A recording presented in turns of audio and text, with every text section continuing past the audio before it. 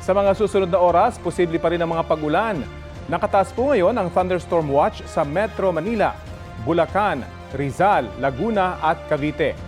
Pinaalerto ang mga residente sa biglaang ulan na may kasamang kulog at kidlat hanggang mamayang alas 10 ng gabi. Sabi po ng Pag-asa, mamayang gabi o madaling araw bukas, posibleng pumasok sa Philippine Area of Responsibility ang bagyong tatawaging Domeng. Isa na po itong tropical storm. Namata niya ng Pag-asa, 1,135 kilometers silangan ng Eastern Visayas. Taglay nito ang lakas ng hangin na aabot sa 65 kilometers per hour. Base sa pinakahuling datos ng ahensya, lalakas pa ang bagyo bilang typhoon.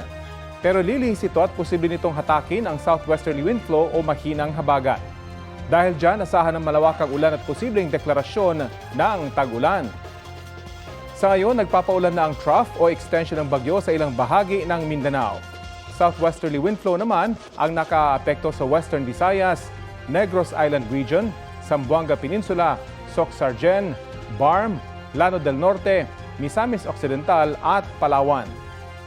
Sa kabila ng ulan, posible pa rin pumalo sa danger level na 47 degrees Celsius ang heat index sa Cavite City, 46 degrees Celsius sa Tuguegarao, Cagayan at San Ildefonso, Bulacan, 45 degrees Celsius naman sa Lawag, Ilocos Norte, Dagupan, Pangasinan, Apari, Cagayan, Kasiguran, Aurora, Kamiling, Tarlac, Tanawan, Batangas at sa Borongan, Eastern Samar.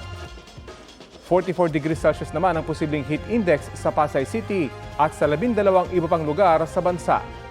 43 degrees Celsius naman sa Batac, Ilocos Norte at sa 19 na iba pang lugar. 42 degrees Celsius ang posibleng heat index dito sa Quezon City at Siam na iba pang lugar sa bansa. Extreme caution level na 41 degrees Celsius ang posibleng heat index sa Basco, Batanes at sa 7 iba pang lugar. Habang 40 degrees Celsius naman sa Indang, Cavite, Puerto Princesa at Aborlan sa Palawan, Zamboanga City at sa Davao City.